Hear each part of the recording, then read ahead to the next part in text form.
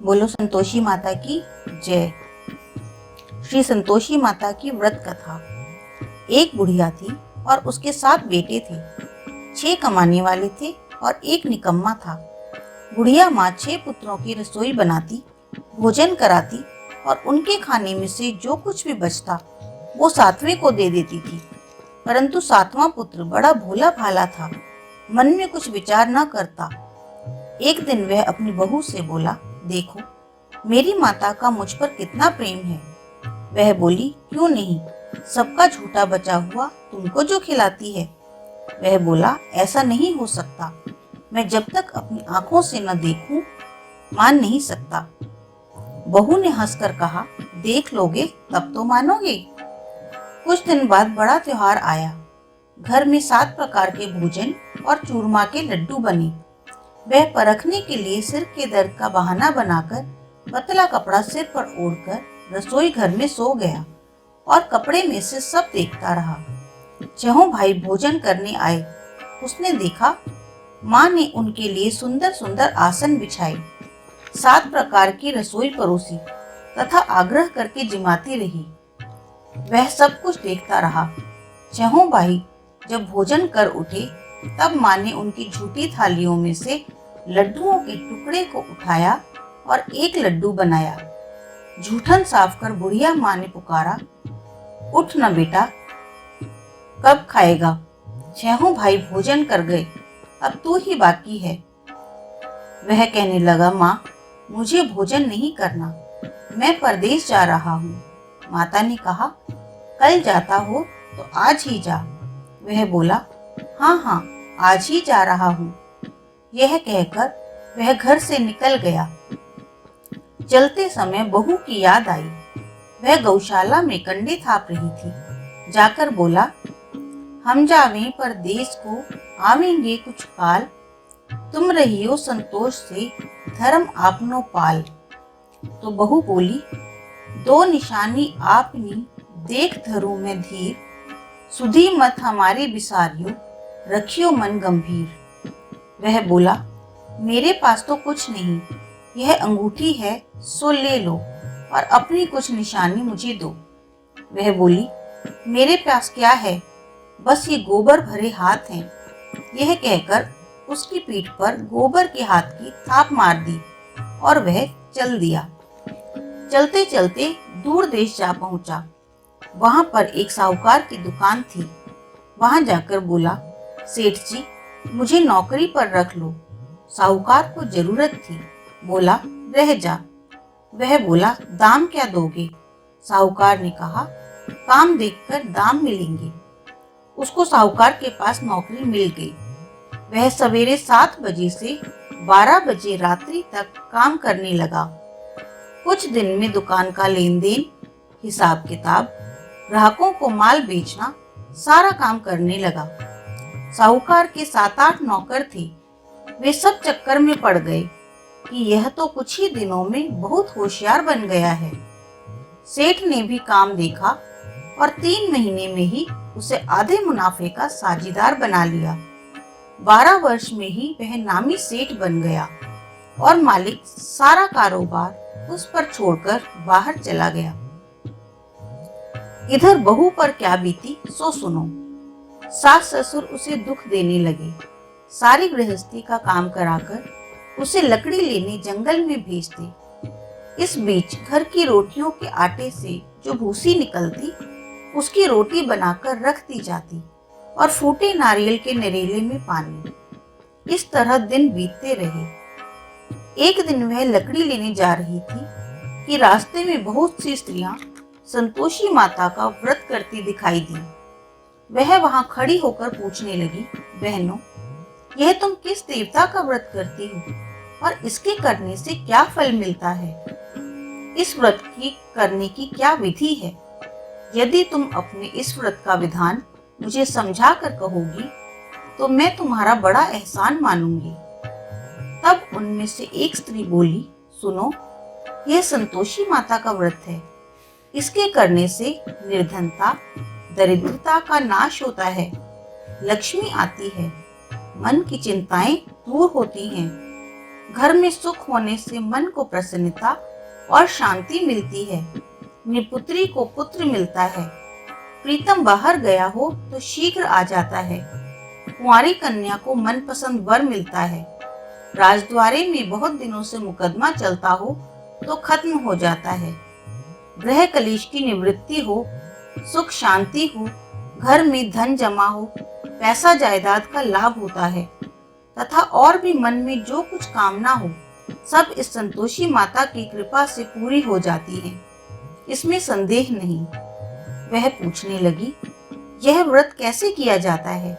यदि यह भी बताओ तो बड़ी कृपा होगी। स्त्री कहने लगी, 1.25 आने का गुड़ और चना लेना, इच्छा हो तो 5.25 आने का, 1.25 रुपये का या क्षमता अनुसार लेना।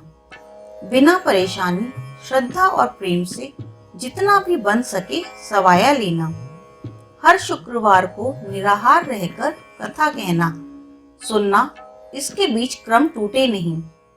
लगातार नियम पालन करना। सुनने वाला कोई न मिले तो घी का दीपक जला उसके आगे जल के पात्र को रख कथा कहना, परंतु नियम न टूटे। जब तक कार्य सिद्ध न हो नियम पालन करना और कार्य सिद्ध हो जाने पर व्रत का उद्यापन करना। 3 मास में माता पूरा फल प्रदान करती है। यदि किसी के खोटे ग्रह हों तो भी माता 1 वर्ष में कार्य को अवश्य सिद्ध करती है। कार्य सिद्ध होने पर ही उद्यापन करना चाहिए, बीच में नहीं। उद्यापन में 2.5 सेर आटे का खाजा तथा इसी अनुसार से खीर तथा चने का साग बनाना। 8 लड़कों को भोजन कराना।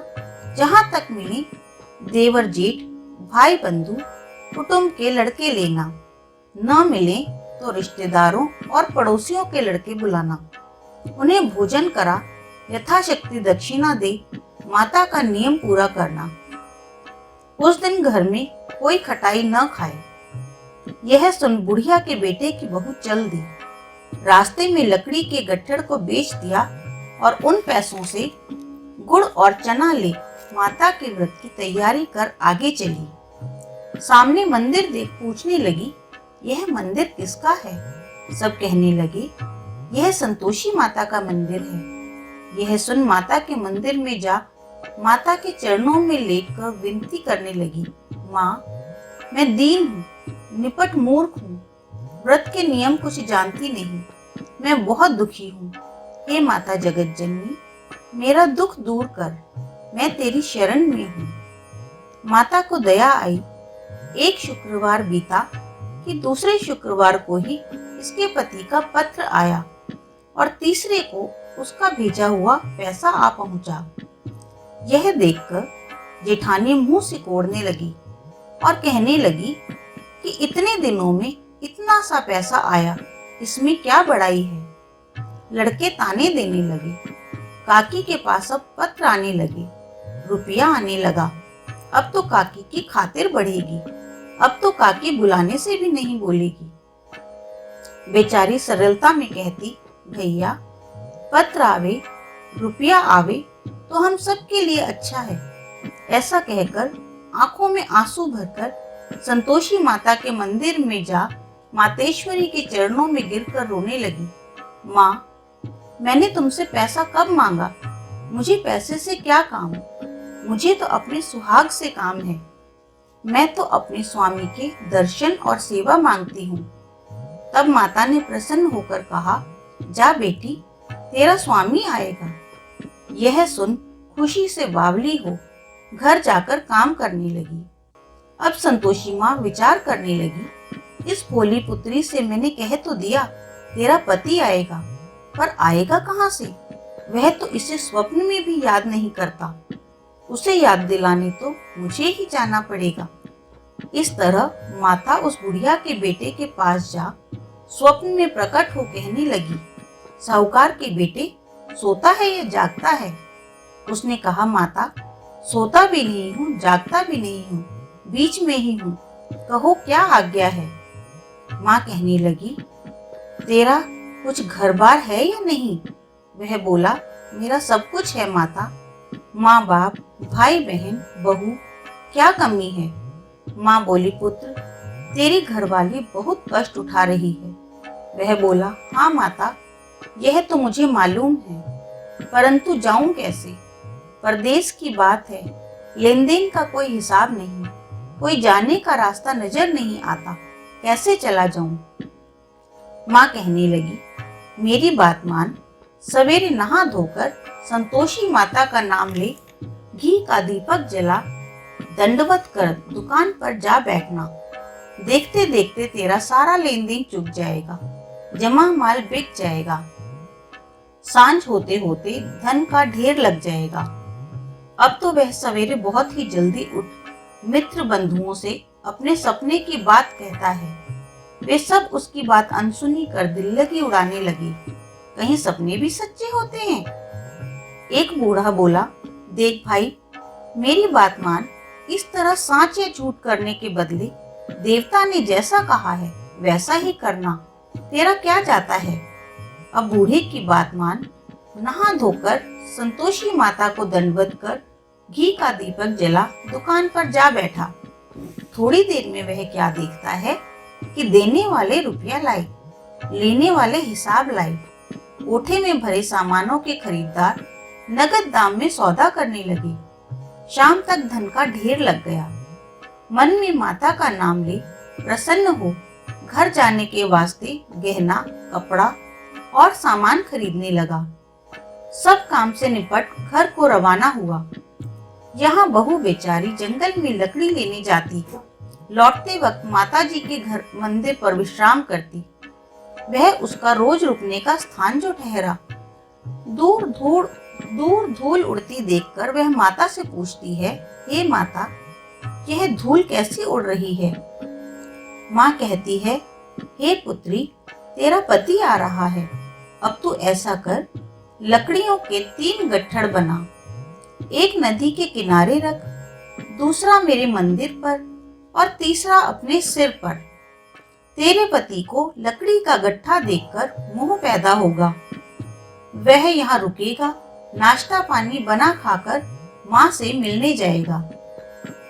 तू लकड़ी का बोझ उठाकर जाना और बीच चौक में गट्ठा डालकर 3 आवाजें जोर से लगाना। लो सासू जी, लकड़ी का गट्ठा लो, भूसी की रोटी दो, नारियल के खोपड़े में पानी दो, आज मेहमान कौन आया है? माँ की बात सुनकर वह बहुत अच्छा माताजी कहकर प्रसन्न मन हो लकड़ियों के 3 गट्ठे बना लाई। एक नदी के तट पर, एक माताजी के मंदिर पर रखा। इतने में ही वह मुसाफिर आन पहुंचा। सूखी लकड़ी देख उसकी इच्छा हुई कि अब यहीं विश्राम करे और भोजन बना खा पीकर घर चले। इस प्रकार भोजन खा विश्राम ले घर को गया। उसी समय बहू सिर पर लकड़ी का गट्ठा लिए आती है। उसे आंगन में डाल जोर से 3 आवाज देती है, लो सासू जी, लकड़ी का गट्ठा लो, भूसी की रोटी दो, नारियल के खोपड़े में पानी दो, आज मेहमान कौन आया है? यह सुनकर उसकी सास अपने दिए हुए कष्टों को भुलाने हेतु कहती है, बहू, तू ऐसा क्यों कहती है? तेरा मालिक ही तो आया है। आ बैठ, मीठा भात खा, गहने कपड़े पहन। पत्नी की आवाज सुनकर उसका स्वामी बाहर आता है और अंगूठी देखकर व्याकुल हो माँ से पूछता है, माँ, यह कौन है? माँ कहती है, बेटा, यह तेरी बहू है। आज 12 वर्ष हो गए जब से तू गया है, तब से सारे गांव में जानवर की तरह भटकती फिरती है। कामकाज घर का कुछ करती नहीं, 4 समय आकर खा जाती है। अब तुझे देखकर भूसी की रोटी और नारियल के खोपड़े में पानी मांगती है। वह लज्जित हो बोला, ठीक है माँ, मैंने इसे भी देखा और तुम्हें भी। अब मुझे दूसरे घर की चाबी दो तो मैं उसमें रहूं। ठीक है बेटा, जैसी तेरी मर्जी। यह कहकर माँ ने चाबी का गुच्छा पटक दिया। उसने दूसरे कमरे को खोलकर सारा सामान जमाया। एक दिन में ही वहां राजा के महल जैसा ठाट बाट बन गया। अब क्या था, वह सुख भोगने लगी। इतने में अगला शुक्रवार आया। उसने अपने पति से कहा, मुझे माता का उद्यापन करना है। उसका पति बोला, बहुत अच्छा, खुशी से कर लो। तुरंत ही वह उद्यापन की तैयारी करने लगी। जेठ के लड़के को भोजन के लिए कहने लगी। उसने मंजूर किया, परंतु पीछे से जेठानी अपने बच्चों को सिखलाती है, देखो रे, भोजन के समय सब लोग खटाई मांगना, जिससे इसका उद्यापन पूरा न हो। लड़के जीमने आए, खीर पेट भर कर खाई, परंतु माँ की बात याद आते ही कहने लगे, हमें कुछ खटाई खाने को दो, खीर खाना हमें भाता नहीं, देखकर अरुचि होती है। वह बोली, खटाई किसी को नहीं मिलेगी। लड़के उठ खड़े हुए और बोले, पैसे लाओ। भोली बहू कुछ जानती न थी, सो उन्हें पैसे दे दिए। लड़के उसी समय उठ करके इमली ले खाने लगे। यह देखकर बहू पर माता जी ने कोप किया। राजा के दूत उसके पति को पकड़कर ले गए। जेठ जेठानी मनमाने खोटे वचन कहने लगे। लूट लूट कर धन इकट्ठा कर लाया था, सो राजा के दूत उसे पकड़ कर ले गए। अब सब मालूम हो जाएगा जब जेल की हवा खाएगा। बहू से ये वचन सहन नहीं हुए। रोती रोती माता जी के मंदिर में गई और कहने लगी, माता, तुमने यह क्या किया? हंसाकर क्यों रुलाने लगी? माता बोली, पुत्री, तूने उद्यापन करके मेरा व्रत भंग किया है, इतनी जल्दी सब बातें भुला दी। वह कहने लगी, भूली तो नहीं हूँ माता, न कुछ अपराध किया है, मुझे तो लड़कों ने भूल में डाल दिया। मैंने भूल से उन्हें पैसे दे दिए, मुझे क्षमा करो माँ।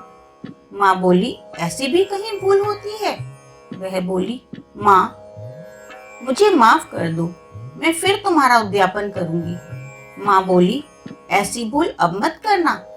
वह बोली, अब भूल नहीं होगी माँ, अब बताओ वे कैसे आवेंगे? माँ बोली, पुत्री, जा, तेरा मालिक तुझे रास्ते में ही आता मिलेगा। वह निकली, रास्ते में पति आता मिला। उसने पूछा, तुम कहाँ गए थे? वह कहने लगा, इतना धन जो कमाया है उसका टैक्स राजा ने मांगा था, वह भरने गया था। वह प्रसन्न हो बोली, भला हुआ, अब घर चलो। कुछ दिन बाद फिर शुक्रवार आया। वह बोली, मुझे माता का उद्यापन करना है। पति ने कहा, करो। वह फिर जेठ के लड़कों से भोजन को कहने गई। जेठानी ने एक दो बातें सुनाई और लड़कों को सिखा दिया कि तुम पहले ही खटाई मांगना। लड़के गए, खाना खाने से पहले ही कहने लगे, हमें खीर खाना नहीं भाता, जी बिगड़ता है, कुछ खटाई खाने को दो। बहू बोली, खटाई खाने को नहीं मिलेगी, आना हो तो आओ। यह कहकर ब्राह्मणों के लड़के लाकर भोजन कराने लगी।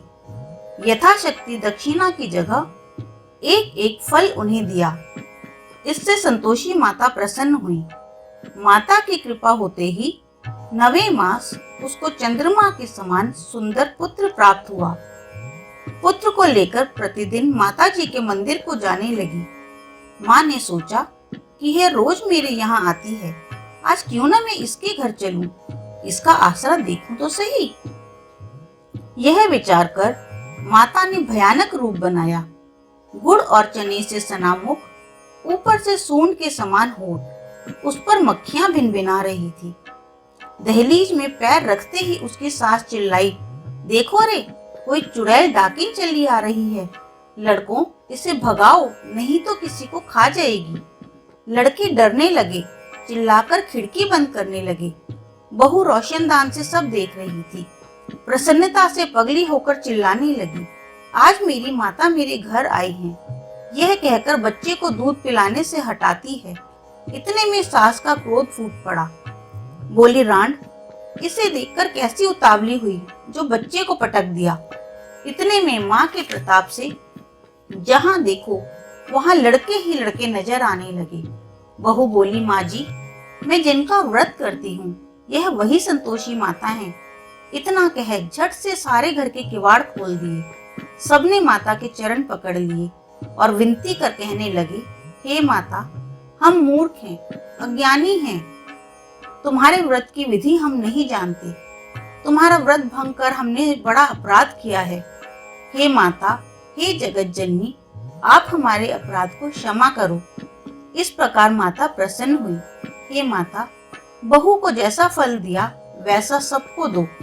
जो यह कथा सुने या पढ़े उसका मनोरथ पूर्ण हो। बोलो संतोषी माता की जय।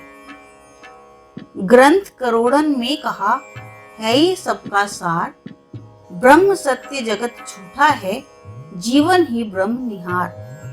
जीवन से ही जीवित जगत, माता खेलत खेल, ब्रह्म रूप पहचान लो, कटे जगत की जेल। जय संतोषी।